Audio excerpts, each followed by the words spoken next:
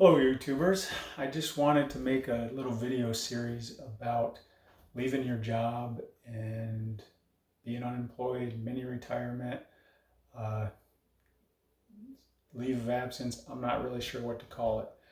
Uh, my name's Curtis and I just left my job of 30 years as a clinical engineer to take some time off, kind of reset myself and figure out what I'm doing in life. I don't really know if this is a mini retirement, a partial retirement. I don't know if I'm going to go back to the same field I was in or kind of switch up careers and do something a little different or even transition to part-time work. Deciding to do it was very scary at first. It seemed like it was a huge move and it was crazy thinking about going in and resigning. But after I did it, I realized it's really not that big a deal. It's just a job. I can go get another job. I can go get a part-time job. I'm at a place in my life where I don't need to make the money that I was making. I was living below my means, and that's, saving money is how I've got here. So one of the reasons I was able to leave my job, to walk away, was savings in stocks and bonds. So a little bit of passive income, not really enough to retire, to just totally walk away and live my life the way I want to live it, but enough to be comfortable with being able to walk away. And I realized that my plan of working until I was dead really wasn't a plan that I wanted to stick with. So I really started saving money when I turned 50. 56 now, almost 57. I wasn't in debt back then. I've always lived my life without debt and within my means, but I never really saved and invested a whole lot. I always just kind of spent money. That changed 7 years ago, and now I'm in a position where a position I think of power that I can make decisions like leaving my job for a while. The other reason that I can leave my job is low cost of living. My house is paid off. I don't have credit card debt. I don't have loans. I do have a car loan. I did buy a new car almost a year ago. And the thought was maybe I should pay it off, but then I'd like to have that cash that I have. I mean, I've got some cash to live for the next 3 months to a year, however long I end up taking off. But no debt and living simply. When I was in my 20s, 30s, and 40s, I just spent money on whatever. I don't know. I remember going to Walmart at least once a week and just knocking things into the cart, without even thinking about it. Oh, that looks cool. Oh, I need one of those. Oh, I'm going to be doing a project 10 years from now. Let me get that stuff. I don't know. Just crazy. So I became more aware of that as I was looking at saving, investing, and actually retiring. I became more aware of how I was just wasting money on stuff. And I looked around and my house was just packed full of stuff. My garage was packed full of stuff. I had duplicates of all kinds of different tools and things that I used, because I had one here, had one down the barn, had one in the garage, had one in the basement. And then I had 3 of them. I couldn't find one of them when I needed it. So, took a break from buying stuff. As I started saving, I knew I was going to do this. I knew I was going to cut back on buying crap. And it just snowballed. I mean, when I was 50, I'm like, okay, I haven't saved hardly diddly squat for the last 13 years in this career. So instead of the 10% that people tell you that you should save for retirement, I'm going to save 20. I'm going to speed it up a little bit. I think before the end of that first year, I think within 6 months, I had it up to 40%. It didn't seem like I was sacrificing anything because I was still living my life. If I needed something, I bought it. If I wanted clothes, I bought it. I just wasn't as ridiculous as I used to be, buying things without any intention. When I wanted something, a lot of times, I mean, if I needed it, I just went out and got it. But if it was more of a want than a need, then I'd just think about it. Or, I mean, how many times are you on YouTube or watching TV and you see something or you see somebody else with something and you're like, oh my God, I need that. And you go out and buy it. I just stopped doing that. Think about it. Take a time, take a pause, take a time out. Think, do I really need that?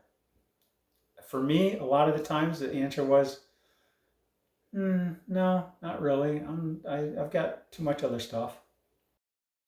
Some of the reasons why it was hard to walk away from a job. Uh, Probably maybe not the biggest reason, but for me, money.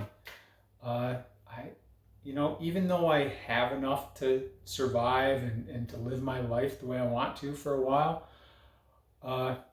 not having that constant stream of money coming into your bank account, paycheck every 2 weeks, that's kind of scary. But then again, I can always go get another job. If you're living paycheck to paycheck, like supposedly most Americans are, then I couldn't imagine walking away from a job like I did.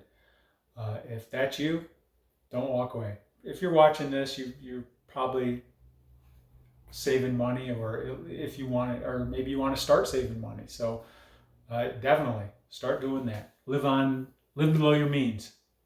Other than money related things, structure in your life. Without having to do anything, it's easy to put things off, to say, I'll do it tomorrow.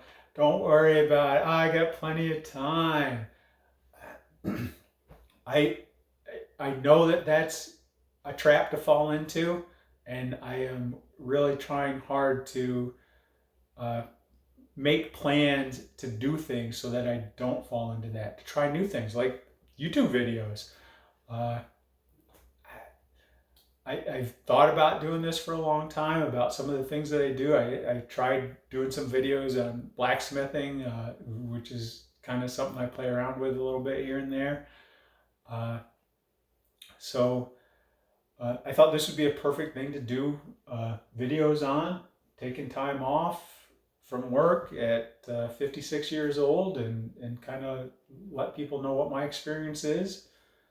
And it's kind of helps you to figure things out too when you're doing these videos, at least the way I do them. I kind of write an outline, I structure it, I talk about what I'm doing before I video it, and I still stumble and make all kinds of mistakes, but it kind of helps you figure out why you're doing things, and it kind of puts things in perspective sometimes.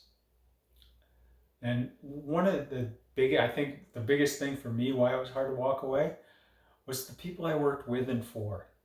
I repaired equipment, and I worked in a shop alongside other people, and it's hard to leave them. And the people that you're working on projects with and doing things for the organization, it's hard to leave them. It's hard to leave projects halfway through it, or just starting them, or almost finished.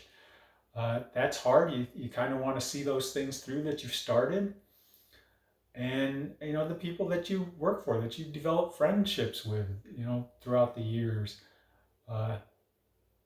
it's tough. You feel like you're abandoning them, and you feel like but it's a big organization. They'll replace me. Somebody else will come in a month or two. It'll be functioning just the way it was when I was there. Things will just be chugging along, and that big wheel will keep on turning, and it'll just be somebody else doing that job. All right, if you stuck around this long, thank you for watching this video. Almost finished. We're almost getting ready to land the plane.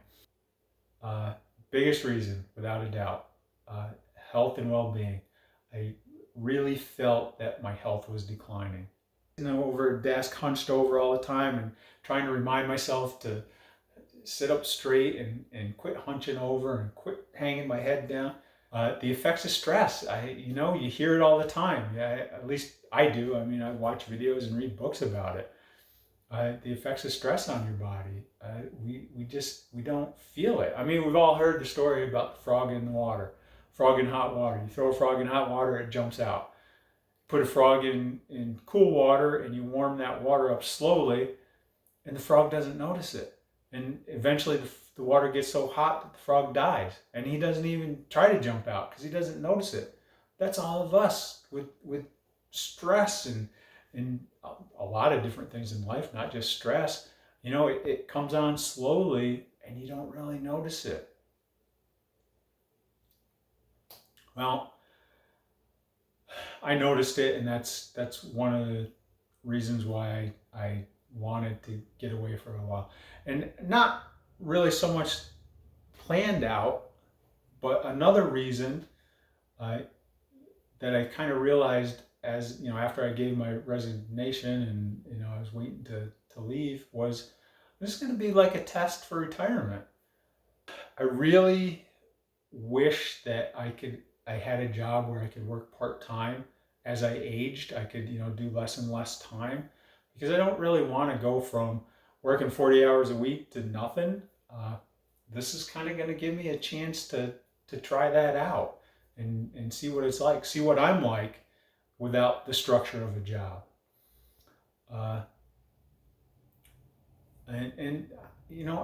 For me, the money wasn't worth it. And, if you've saved money, you know how hard that is. But if you've got enough money to walk away, you can say that money isn't worth it. If you don't, then you might say the money's not worth it, but I'm stuck in this job. I can't. So start saving money. Start living below your means.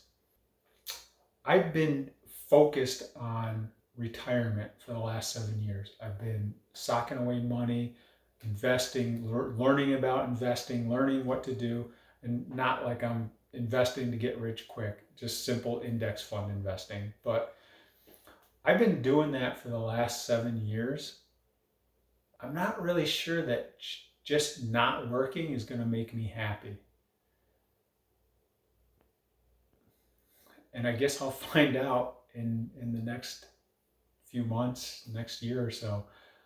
But I don't think if you're unhappy in your job and you're just banging it out to get to retirement, another 10 years, another 5 years, another 3 years, I don't think just because if you're not happy at work and you're just are able to not have to go to work, I don't think that's necessarily going to make you happy. Maybe it will. I don't think for me it will. I think I need to find something else, and that's also what I'm going to be looking for in the next few months. That's it for the first video. Thank you so much for watching. If you stuck it out till the end, I look forward to making some more videos and figuring my life out and showing you what it's all about. All right, thanks a lot. Bye.